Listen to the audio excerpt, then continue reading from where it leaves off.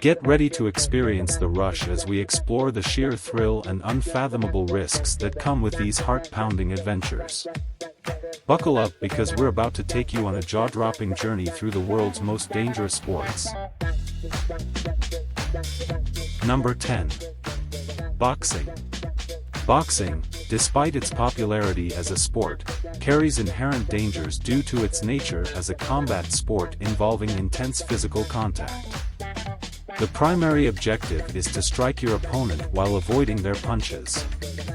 Here are reasons why boxing is considered dangerous.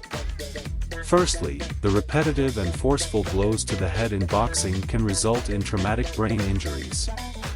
Even with protective headgear, boxers are susceptible to concussions and other head traumas. These injuries can lead to chronic traumatic encephalopathy, CTE, a degenerative brain condition linked to memory loss, cognitive impairment, and behavioral changes, which can have long-term consequences for a boxer's health. Additionally, boxers are at risk of various acute injuries during matches, such as facial lacerations, broken noses, fractured jaws, and eye injuries. The physical impact and force behind each punch can cause immediate harm, and while regulations and protective gear aim to minimize these risks, they cannot eliminate them entirely. Moreover, the weight classes in boxing can lead to extreme weight-cutting practices among fighters to compete in lower weight divisions, risking severe dehydration and electrolyte imbalances. These practices can have detrimental effects on a boxer's health and performance, potentially leading to fatigue, decreased cognitive function, and compromised physical abilities during fights. Number 9. Ice climbing. Ice climbing is a sport that epitomizes danger due to the unique challenges it presents. The primary risk factor stems from the unpredictable nature of ice formations. Climbers ascend frozen waterfalls and icy rock faces, encountering varying ice qualities that can be unstable, brittle, or prone to sudden collapses. These conditions create a constant threat of falls or dislodged ice, significantly increasing the risk of accidents. Despite meticulous planning and precautions, the inherent instability of ice can catch even the most experienced climbers off guard, leading to potentially severe consequences. Weather plays a pivotal role in the dangers associated with ice climbing. Rapid changes in temperature or sudden thaws can compromise the integrity of the ice. This unpredictability heightens the risk of avalanches or the release of large chunks of ice, posing significant hazards to climbers below. These environmental factors add an element of uncertainty, requiring climbers to constantly assess and adapt to the changing conditions. Moreover, the physical demands of ice climbing are immense. Negotiating icy surfaces while wielding specialized equipment such as ice axes and crampons requires exceptional strength, agility, and endurance. The extreme cold adds another layer of difficulty, as managing frigid temperatures for prolonged periods can impair both physical and mental capabilities. This combination of technical skill, physical prowess, and mental fortitude is essential for navigating the challenging terrain safely.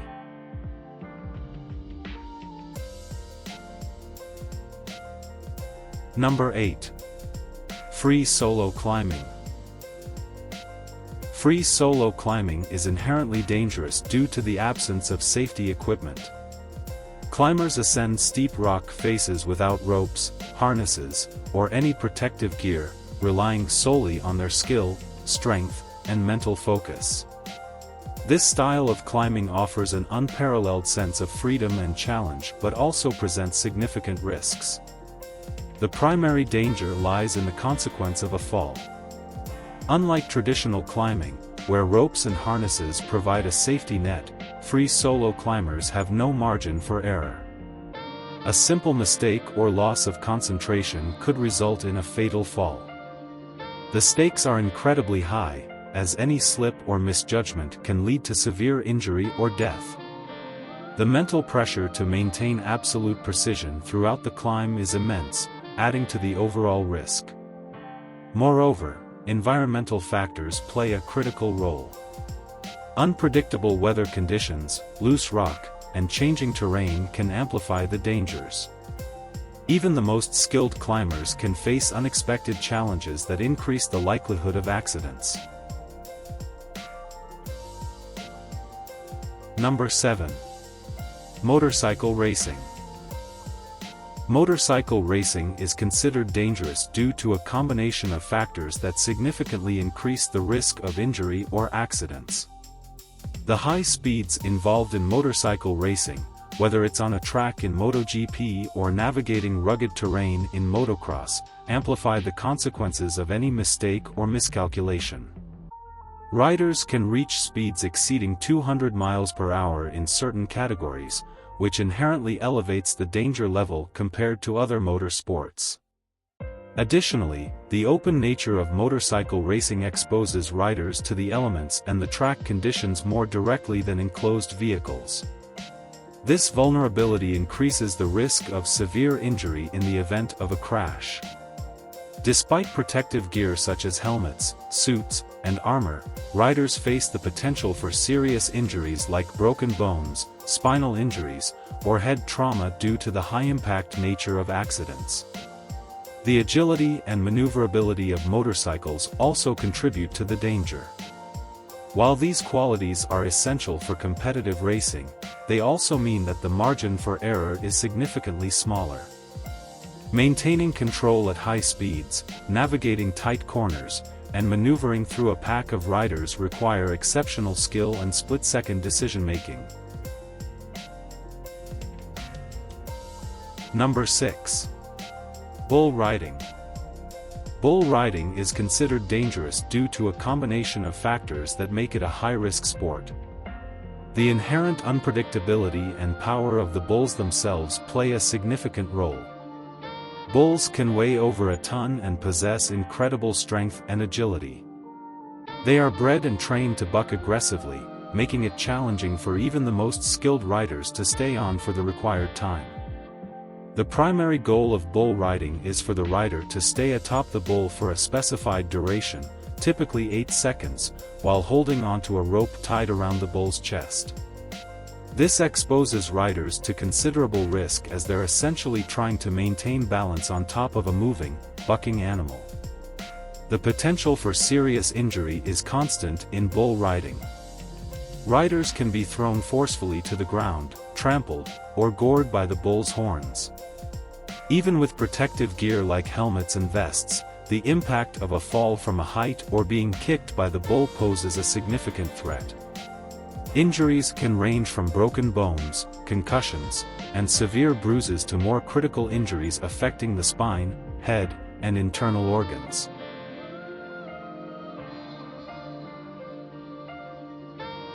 Number 5. Mixed martial arts, MMA. Mixed martial arts, MMA, is considered dangerous due to its nature as a full-contact combat sport that combines various fighting disciplines. The sport encompasses a wide range of techniques from striking, such as boxing and kickboxing, to grappling, like Brazilian Jiu-Jitsu and wrestling, allowing competitors to use both striking and submission holds to defeat their opponents. This combination of techniques increases the potential for various types of injuries. One significant factor contributing to the dangers in MMA is the intensity of the physical contact. Fighters engage in rigorous training to condition their bodies and perfect their skills, but even with preparation, the sport involves forceful strikes and grappling maneuvers that can cause concussions, fractures, dislocations, and other traumatic injuries. The aim to incapacitate opponents or force submissions inherently involves risk, as fighters push their bodies to the limits in pursuit of victory. Moreover, unlike some other combat sports that focus primarily on one aspect, such as striking or grappling, MMA demands proficiency in multiple disciplines, exposing athletes to a wider array of potential dangers. Number 4. Highlining. Highlining, a type of slacklining performed at considerable heights, presents inherent dangers due to several factors, making it a high-risk sport that demands extreme skill and focus. Firstly, the elevated heights at which highlining occurs significantly increase the risk of falls. Participants walk across a narrow, tensioned line suspended between cliffs, buildings, or other high structures. The potential for losing balance or being impacted by wind gusts is amplified, making falls not just likely but potentially fatal. Moreover, the environment in which highlining takes place is often unpredictable and challenging.